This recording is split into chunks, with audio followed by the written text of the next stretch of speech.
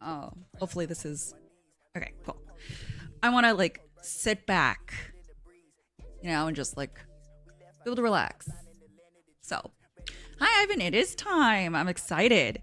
I am super excited to play this game. I think it's going to be great. Unfortunately, I did not get to play it ahead of time to get the review done because last week I was gone.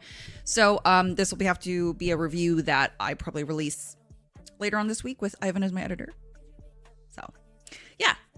But first, I do want to talk about some gaming news because we did have some extra news today. I thought about potentially maybe not doing this segment today, but I was like, you know what? It's kind of nice to just lead into it. It's kind of nice. So, yeah, let's go ahead and chat. Now, here's the thing. Unfortunately, the first thing that I want to talk about is the fact that there are more dev layoffs again, which is really annoying. Yeah, hold on, give me a sec. Let me pull up the article here.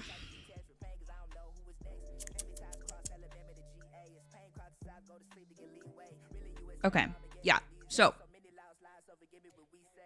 according to Eurogamer, Devolver Digital just laid off almost half of Rain's Studio Nerial. So this was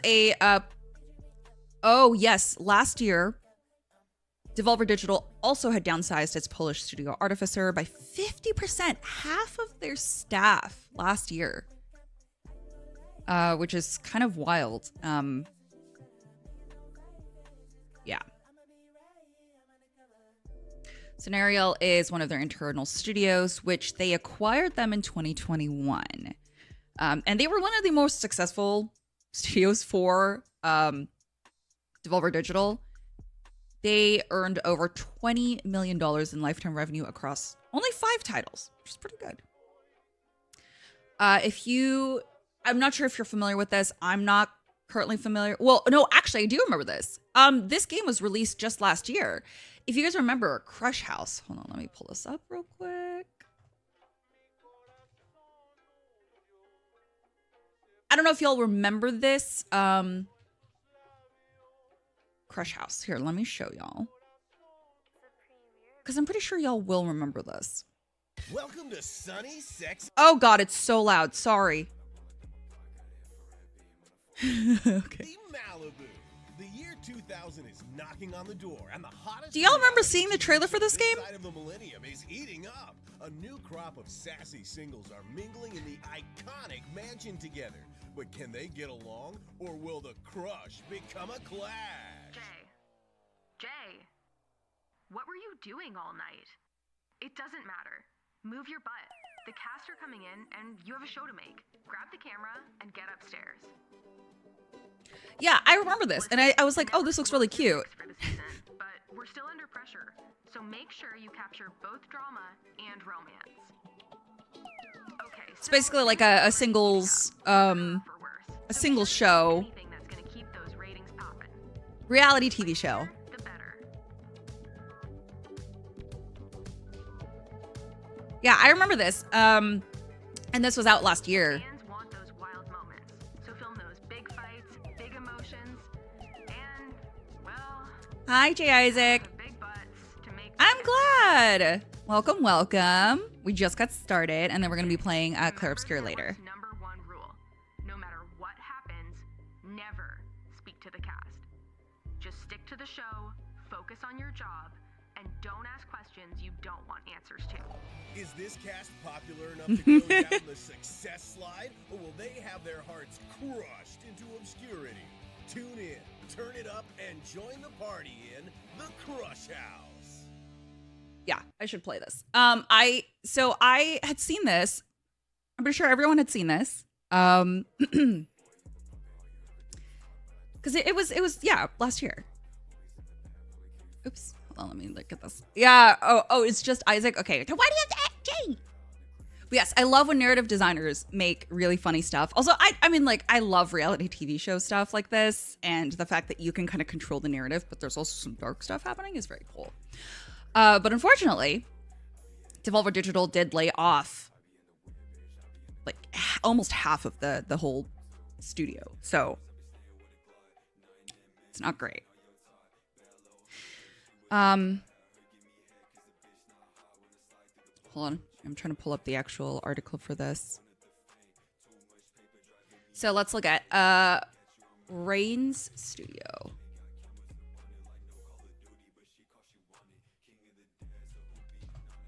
I know, of course they did. Okay, so it was approximated at 40%, which is still close enough to half. Yeah, and they were acquired in 2021. Of course. The studio's current About Us webpage lists 11. Yeah, Nerial, it currently lists 11 developers. That is not a lot of people. That is not a lot of people. Yeah. It says Nerial has undergone a team restructure to address issues around recent releases and to better shape the team for future releases. And this was on Devolver's investor presentation. This restructure has resulted in a 40% reduction in a headcount. So you can actually see here, this is their this is their investor presentation here, where it was listed. Oof, man, I mean, their revenue being at $104.8 million. And they're up 13%. You would think. Oh, and their gross profit is up 23%. You think that they would be okay, but unfortunately, I guess that was not. We do see Crush House here. Their release was in August last year. Oh, that's right. Plucky Squire was also around that time, and Neva. Yes. And they just, yeah, this is all the, here we go, all their financials here as well. I mean, overall, seems like they were doing pretty okay. Yeah, look, operating cash flow was US dollars 22.3 million in 2024, up 90% year on year. So, interesting. I wonder why they thought that wasn't good enough. Yeah, so it refocused a number of internal teams during the past fiscal year. So not even just them, which, if you remember, yes, the Polish studio Artificer was also downsized over 50% in 2024. They also reduced the headcount of Good Shepherd and their subsidiary Big Fan Games, which only launched in October last year, by 50%. So overall, the company's headcount was reduced from a peak of 303 at the end of 2023 to approximately 270 by the end of 2024. And this includes all of the downsizing above from before. Devolver says they will continue to assess the appropriate size of its global footprint while continuing to invest more heavily in long-tail expandable games. The majority of overall investment is currently directed into first-party IP with a similar focus on existing franchises and IP. First-party spend into 2025 includes Starseeker, System Era Softworks' next major project, and other unannounced titles. Spend is expected to reduce over the coming years, 2025 recognized as our peak investment year.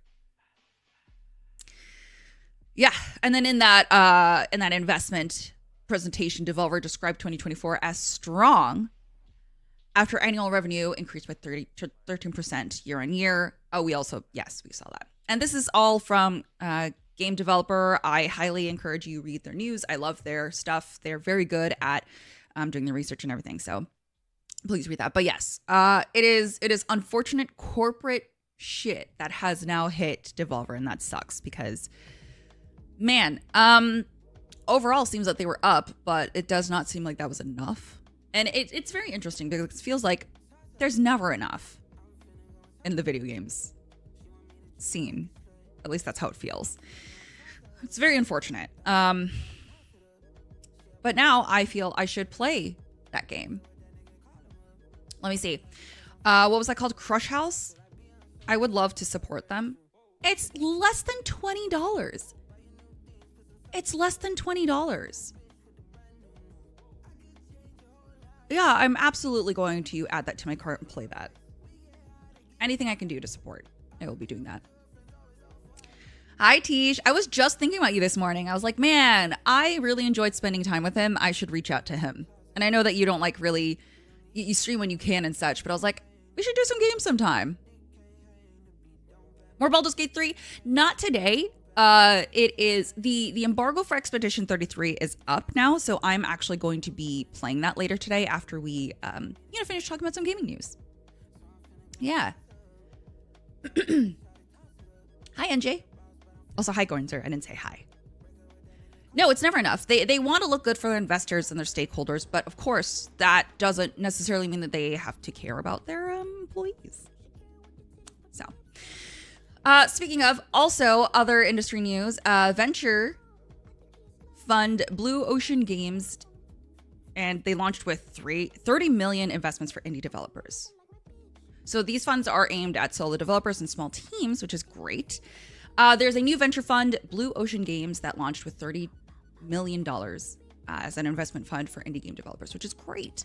Blue Ocean Games is founded by Damian Lee, former head of investment at Krafton. If you remember Krafton, they are the, God, do y'all remember that one little tiny game called PUBG? Y'all remember that tiny little game that, took the world by storm? Yeah, that was Krafton. Oh, thanks, Isaac. Thank you so much. Yeah, I know. I can be very professional, but then I can also be a little fucking gremlin. So I'm very glad that you can see the professional Stella and then also the yeah. Oh, yeah, that little thing, Ivan, that little indie game. PUBG has a satellite office here in Madison. Wow, that's really cool. I mean, I'm not surprised though, because they are definitely international. They definitely do much better in Asia, but yeah. So yes, this was the former head of investments at Krafton, and the fund is actually backed by Krafton as well. So let's see. The company will implement, I'm reading this off of gamesindustry.biz. Great outlet. The company will implement a investment structure known as SAIL, Structured Agreement for Indie Launch. This involves investment at the concept stage of a game and funding of $100,000 per developer, up to $3,000 per team, which will be dispersed over 2 years. SAIL also includes a hybrid equity and revenue share agreement that balances developer control with investor returns and retention of IP ownerships, which is huge. As you know, the gaming industry and also the entertainment industry, let's be real, have been pretty stingy about IP ownerships.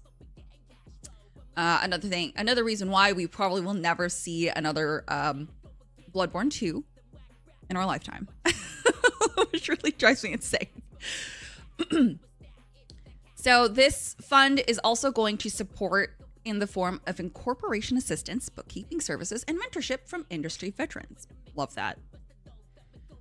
Developers involved with the fund will be grouped into cohorts to encourage a collaborative space to share knowledge and resources. The fund will initially be aimed towards solo developers and small teams, with them planning to expand this initiative to large teams through future funds. I do love the focus on smaller teams because Balatro was one guy. Balatro was one person. There can be games that are very great, made by very little teams, or by, not even a team, like one person. Do y'all remember that one Xbox game? Hold on, I can't remember. Trying to remember the name of it. Tunic. Tunic was also one developer until they expanded because they finally got funds from Xbox. Concerned Ape, yes, that's right. And he gave you Stardew Valley. Yes, and now imagine if they had these funds powering their game development. It'd be very cool.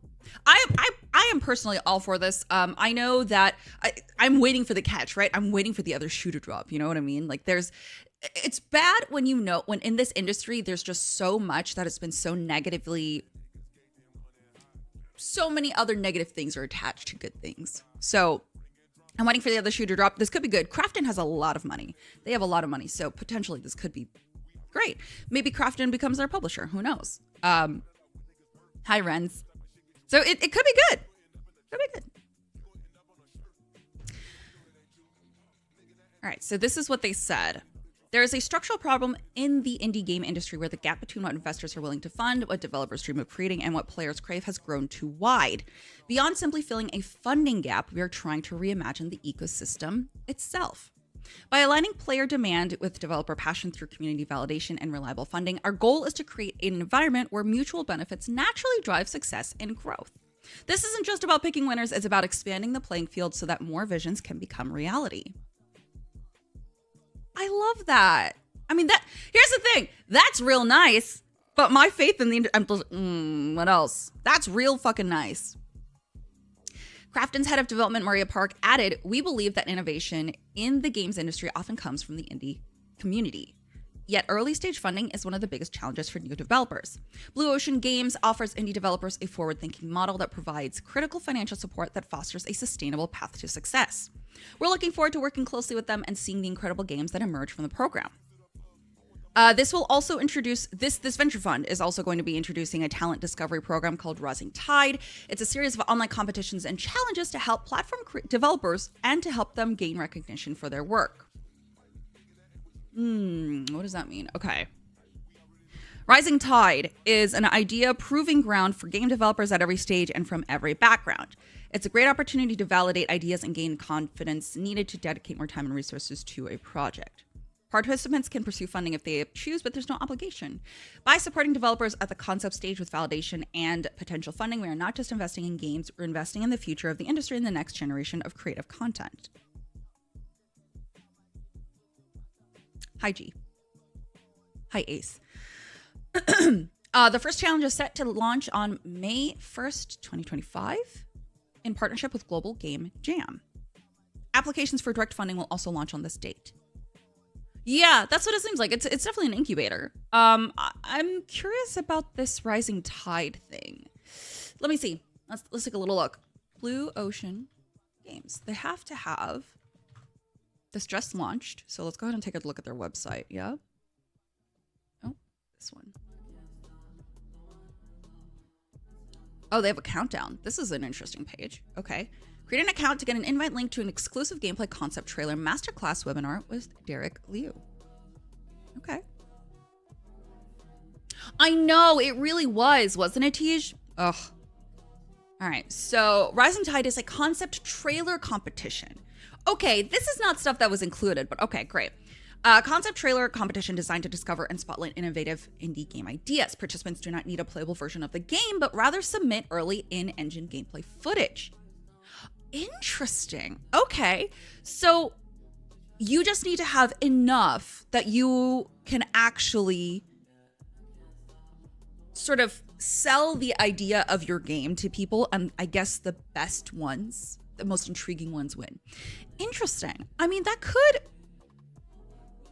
encourage developers, like indie developers, to kind of, this is very interesting, actually. This is cool. And it's a completely voluntary thing. So it seems like it could just supplement it, because that's not what this whole thing is about, right? This is just a thing. Well, I mean, that's what it is, right?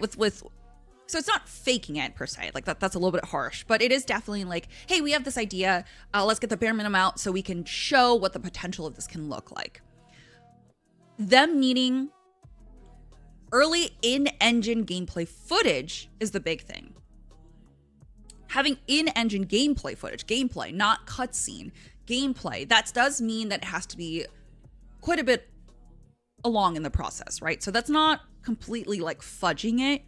It's just enough. So that could include like Steam Next Fest demos. People have had that.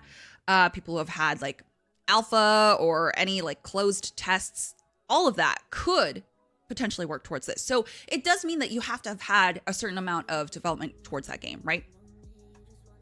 Yeah, right? In-engine, exactly. In-engine gameplay, specifically gameplay. You got to look at the words. It includes all digital platforms, PC, mobile, VR, and web. That's huge, because there's a lot of people who still make Flash games, right? That's honestly pretty cool. And there's some really good Flash games that have come out, especially horror games specifically that have come out. I don't know if y'all remember that website Game Jolt. I know when I first started doing like YouTube content, that's kind of where I would look at new and upcoming games. And a lot of those would become full-fledged games, even if they were indie games, which was really cool. So that's very cool.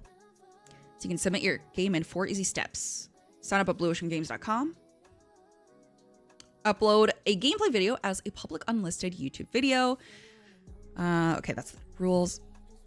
Public page. Oh, profile page after logging in to submit game to you. Rising Tide. Okay, so this is the Rising Tide thing. Okay, let's look at the prices. $1,000 for the top winner and $100 for the top 20. For the top, okay, I know $100 for the top 20 is not that much, but that's pretty nice that you get something. Everyone in the top 20 will get something. Fast track path during funding application, recognition as a Rising Tide winner, invitation to events for past winners. Okay. Okay, here's how they'll be selected. The public vote. During the voting period, gamers will be shown 2 videos at a time on this page with a head-to-head matchup. The results will be aggregated into an ELO score ranking. Top 10 will be selected as winners, with the highest score being awarded People's Choice Prize. Okay, so it's basically going to be like a this or that thing, right? Like you're going to be shown one video, this one, and you're going to choose this or that. That one would be interesting because not every game is going to, I wonder if they're going to separate it by category, because not every game is going to be the same sort of category, and I feel like it would be unfair to put them in a matchup. Unless there are specific rules for, hey, which game looks the most polished or which game it looks the most interesting overall. So there have to be specific rules, I think, but that also requires the judges and the public to read. So we'll see.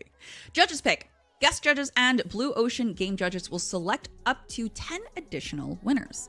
The prizes will be the same as those who win the public vote. Interesting that the judges pick is not the main one. I guess they're both counting them because it's top 10 here, so it's 20. Okay. Okay, cool. So we can look at who won June 20th. I think that could be fun. We could also do public voting here as well. I think that could actually be cool. We could do live public voting here. And yeah, that could be cool. Okay, so let's take a look at their, okay, this is their challenge. What if I just want to look at, okay, it just, their webpage automatically defaults to their challenge page. Huh. They have resources.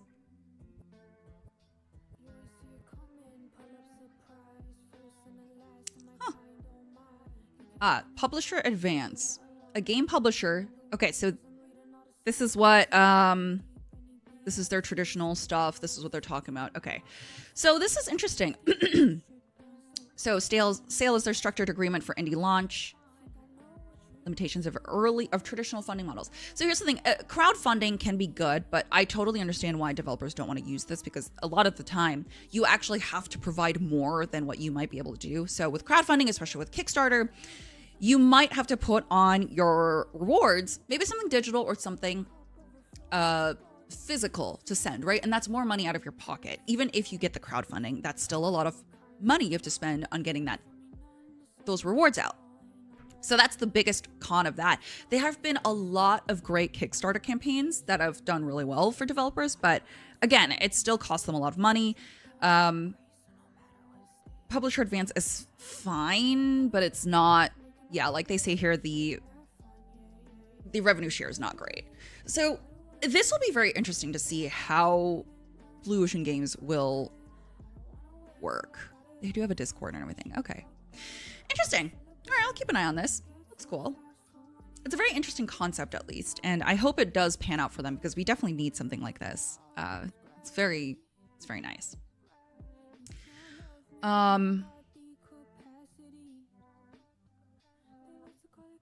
Yeah. Okay. Cool. Just gonna close out of that. Oh no. Okay. Hold on. Is this? Sorry, I'm reading the next thing. It's if it'll load. Okay. Okay, hold on. So Oblivion just came out, right? It says this is the deluxe edition. Comes with a digital-based game, new quests for unique Akatosh and Maroon's dragon armors, weapons, and horse armor sets, which we knew. We talked about it yesterday. Digital art book and soundtrack app, Shivering Isles and Knights of the Nine story expansions. Additional downloadable content. You get extra stuff. Okay. So, interesting. Hold on. I gotta see if this is true. Let's see. Oblivion. What is it called? Expansion?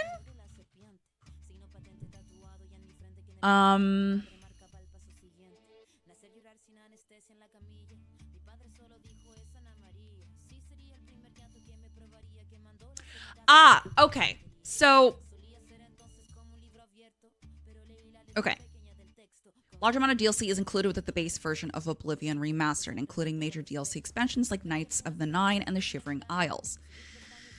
The $10 extra digital deluxe edition of Oblivion Remastered includes new quests that reward Akatosh and Maroon's Dragon. Inspired weapons, armor, and of course horse armor. Okay, so that's just quests that unlock those. That's fine.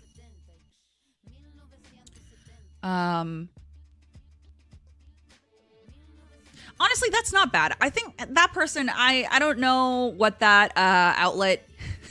To be fair, this is what happens when you don't. That outlet is called Tweak Town. It's not paywalling any like actual significant quests. It's just the quests for those specific armor pieces that you get, because you don't just get it. Those are the quests that you unlock to obtain these armors that you've bought. Hi Chiz, which game dev layoffs? They were at Devolver. It was Nerial. If you remember the game Crush House that was announced last year, that released last year. Yeah, it was that studio. But also Devolver has laid off quite a bit of their staff members. And I believe they said that their headcount was down from 300 to 270 overall. Am I going to play Oblivion? I might. But also, it just came out at the same time as Clear Obscure. So now I don't know what to do. What am I supposed to do? I know, Tej, but I mean, okay, Tej, how much time do you have as like a fairly new father to like game and such? Because I think, yeah, Oblivion, let me see. How long does it take? Oblivion, how long to beat? 28 hours. If you do the main story, it could be about 30 hours, honestly. If you do the main story and all the other stuff, it's 90 hours. Whew. Let's see. Claire Obscure. How long to beat? 30 hours. Around. Now, of course. Yeah, that's without the DLC. Yeah, you're right. Now, because I like to punish myself, I will be playing. I'll be attempting Expedition 33 on the hardest difficulty. So we'll see. Speaking of, I think that's all the gaming news today. There was not a lot. Again, this is what happens when you cover things daily. You kind of catch up on stuff, but yeah.